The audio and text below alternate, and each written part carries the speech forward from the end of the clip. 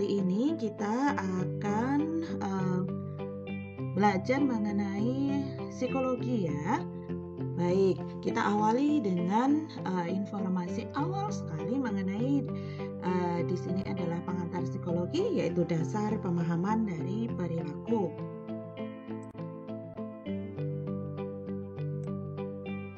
Apa sih psikologi itu?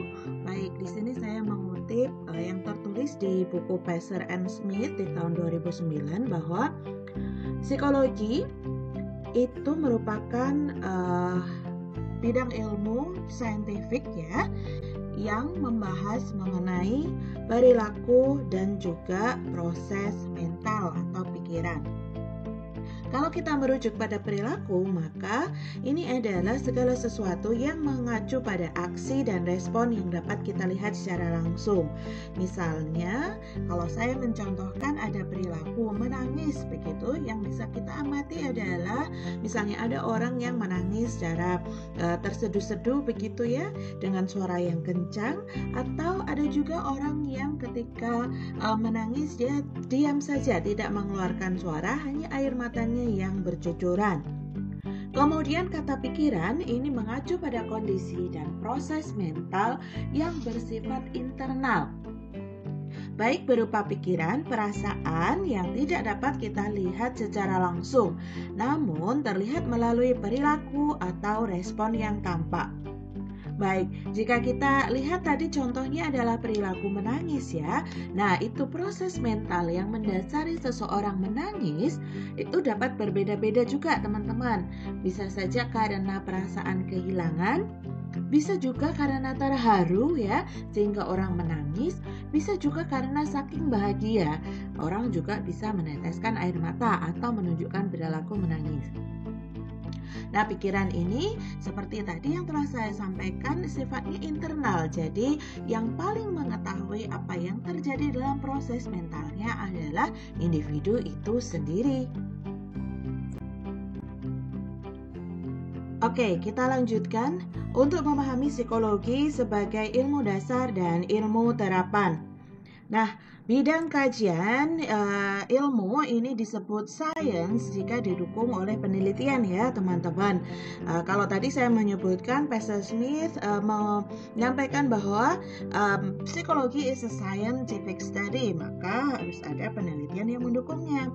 Nah, penelitian pada bidang psikologi ini mencakup ada dua penelitian, yaitu basic research dan applied research.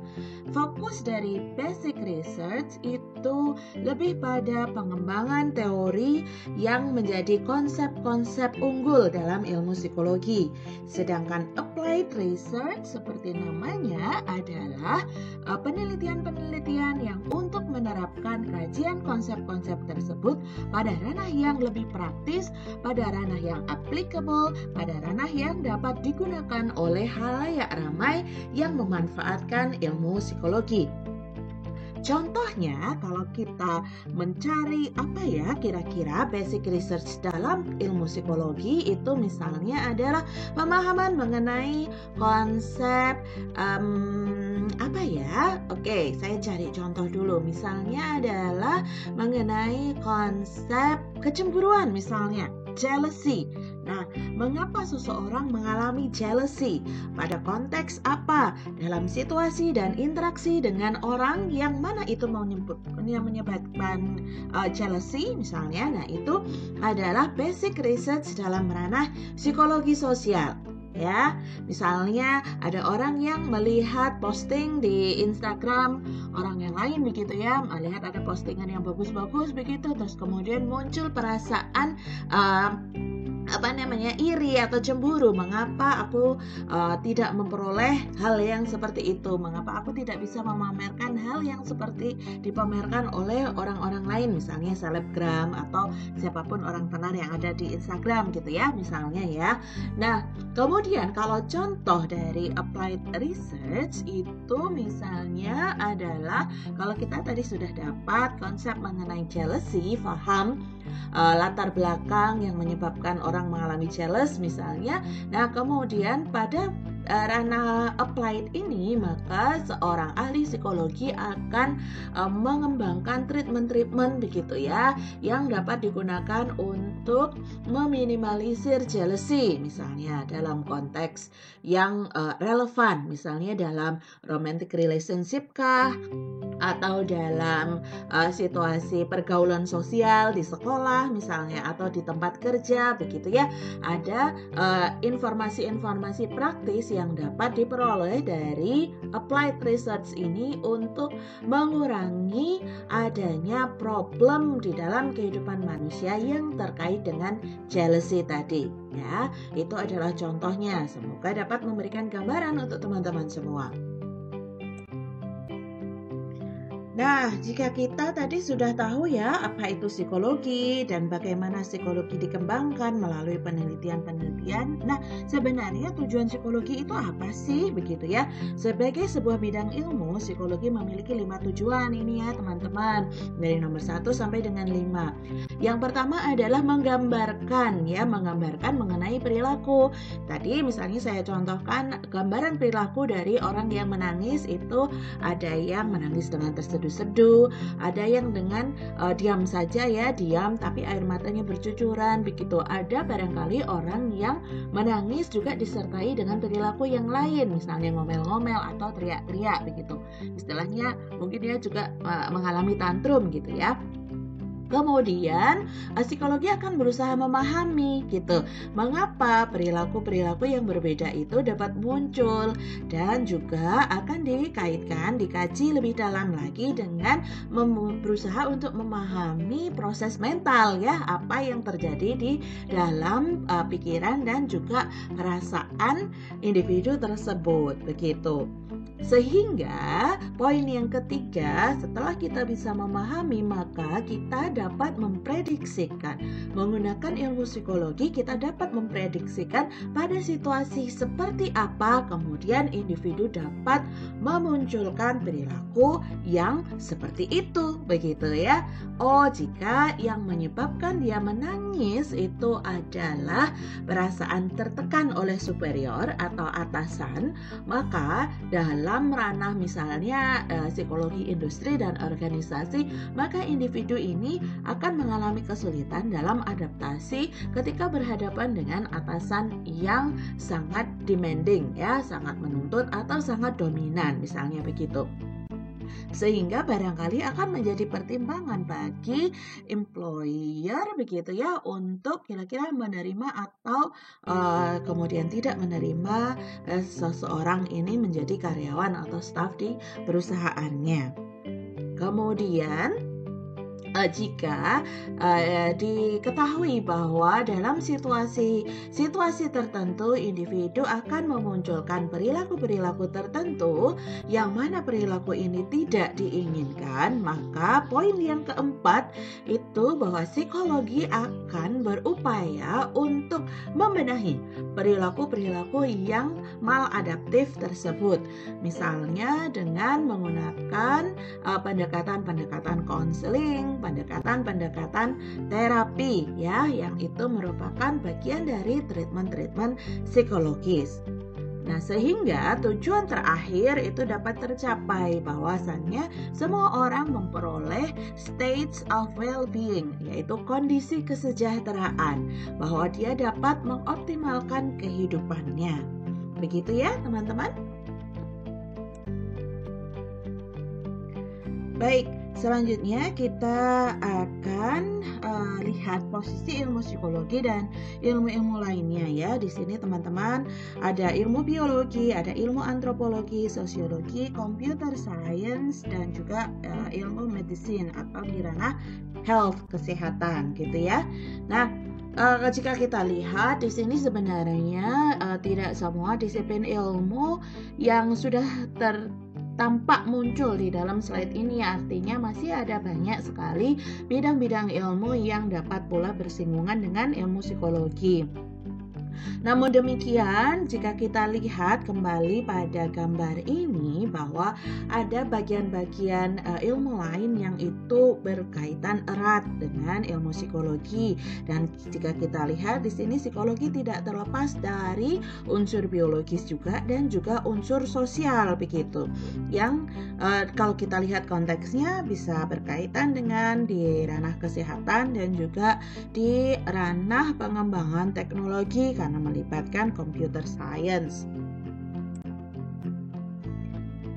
Setelah kita melihat adanya bidang-bidang kajian ilmu lainnya tadi yang berkaitan dengan psikologi, maka sebenarnya kita bisa menyimpulkan bahwa level of analysis dalam ilmu psikologi ini tidak dapat terlepas dari ketiga hal berikut ini ya teman-teman.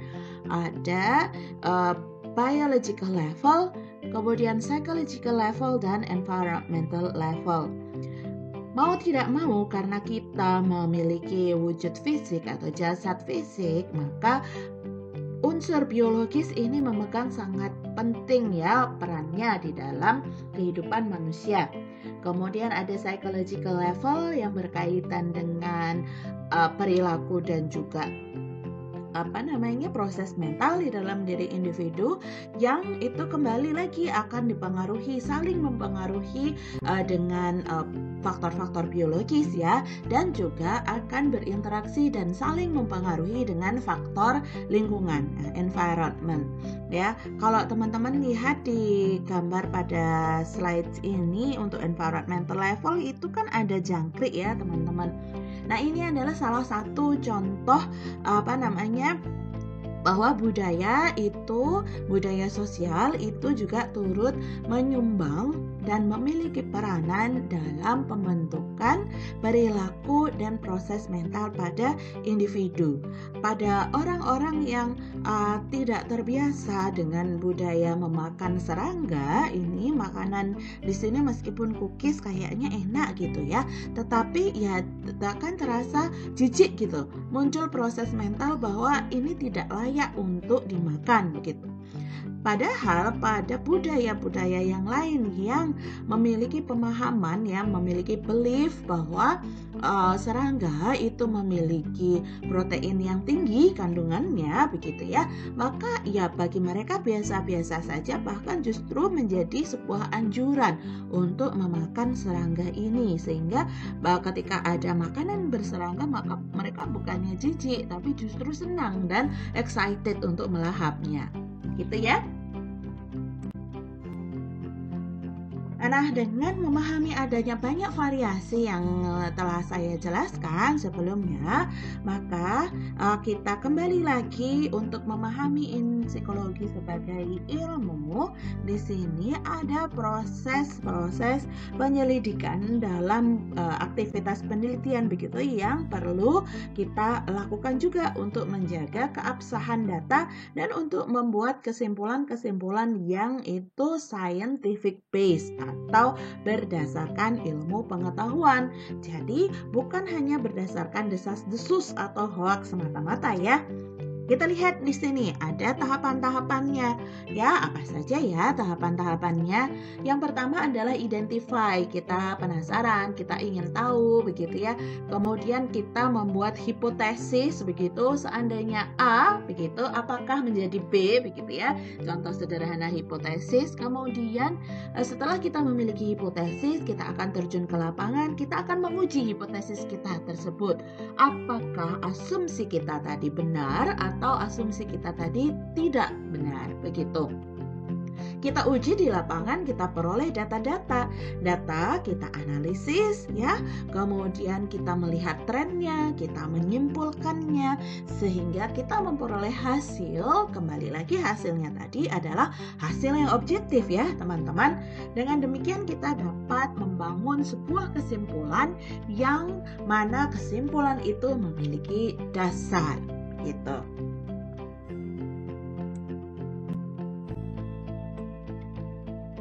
jika dikaitkan di sini kita lihat bagaimana peran teman-teman begitu ya, ketika nanti teman-teman sudah lulus dari S1 dan juga mengambil keprofesian ya, koas menjadi dokter gigi begitu ya. Kita lihat barangkali untuk posisi teman-teman mengaplikasikan ilmu psikologi barangkali tidak terlalu banyak dibandingkan para mental health professionals. Namun karena teman-teman juga berhadapan dengan pasien, yang mana pasien itu adalah manusia, maka teman-teman juga memerlukan semacam pengetahuan pemahaman mengenai dinamika di dalam diri manusia tersebut untuk dapat menerapkan treatment ya, dental treatment yang tepat dan juga efektif begitu ya kepada para pasien kalian. Ya, kalau teman-teman lihat di sini ada beberapa type of therapies, ada clinical psychologist, ada psychiatrist, psychoanalyst, psychiatric nurse, social worker begitu ya, ada counseling psychologist, ada forensic psychologist. Nah, ini ada ranah-ranah spesifikasi dari para mental health professionals di situ, dan juga ada kebutuhan pendidikan yang dapat menunjang mereka dapat berprofesi sebagai mental health professionals. Nah, sehingga jika teman-teman nanti membutuhkan ini ya, penanganan yang lebih lanjut, ingin memberikan penanganan yang lebih lanjut kepada pasien, maka barangkali bukan teman-teman sendiri yang akan melakukannya, tetapi kalian dapat merefer atau merujuk kepada para mental health professionals yang relevan dengan kondisi pasien tersebut. Nah, kalau kita tidak tahu, kalau kita tidak paham, maka barangkali kita tidak terpikir untuk merujuk kan ya. Nah, sehingga setelah kita memahami ini tadi, harapannya teman-teman juga memiliki gambaran yang lebih luas terkait dengan kondisi pasien. In short, gambaran ini barangkali dapat menjadi konklusi dari diskusi kita pada kesempatan kali ini ya, bahwa dalam diri manusia selalu ada unsur biogenetics ya, yang berkaitan dengan kondisi fisik, berkaitan dengan genetik, artinya berkaitan dengan sifat-sifat herediter yang diturunkan dari generasi sebelumnya. Kemudian ada faktor-faktor lingkungan yang membawa pengaruh dalam proses pendidikan, dalam proses perkembangan, begitu ya, dalam proses belajar individu tersebut untuk mengembangkan dirinya sebagai manusia. Yang mana di sini manusia, unsur-unsur psikologis yang dimilikinya juga ada banyak dimensi, begitu ya. Ada unsur yang tadi berkaitan dengan fisik juga ya. Kemudian afeksi, psikososial, bagaimana dia berinteraksi dengan teman-teman sebayanya misalnya, dengan pasangannya misalnya, dengan orang di tempat dia bekerja misalnya ya. Kemudian ada dimensi kognitif ya, yang berkaitan dengan proses berpikir dan mencerna informasi. Kemudian ada moral dan juga ada spiritual ya. Kalau kita pahami manusia sedemikian kompleksnya, sehingga pemahaman model psikososial dalam dunia medis di sini dapat membantu para health professionals untuk mengembangkan therapeutic relationship atau hubungan yang menyembuhkan antara dokter and patients, begitu ya. Bagaimana sih maksudnya hubungan yang menyembuhkan atau therapeutic relationship ini? Nah, sebenarnya ini didasari dari tadi itu, pemahaman mengenai kondisi pasien ya, dari sisi perilaku, dan juga kita mencoba menyelami proses mental yang menjadi dasar munculnya perilaku tersebut. Dengan demikian maka kita bisa berempati ya, melihat dari sudut pandang pasien ini, begitu, membantunya untuk meredakan problem psikologis yang dapat berdampak pula pada kondisi kesehatannya. Misalnya kecemasan sebelum treatment, begitu ya, yang mana kecemasan itu menyebabkan naiknya tekanan darah, sehingga treatment medis tadi tidak dapat dilangsungkan karena kondisi pasien yang tidak stabil misalnya. Nah, itu dapat kita kurangi dengan melakukan yang namanya empathic caring consultation dan ada proses sebelum dari penanganan medis itu sendiri yang membuat si pasien ini merasa nyaman, ya, kecemasannya berkurang, kondisi fisiknya akan menjadi lebih siap untuk memperoleh treatment medis sebagaimana telah dirancangkan bersama dengan dokter. Oke, teman-teman, sudah sampai di akhir pembahasan untuk topik pertama ini. Selamat menyimak kembali nanti materi-materi lainnya yang kami sajikan dalam topik-topik psikologi. Oke, demikian, sampai jumpa lagi dan tetap semangat ya.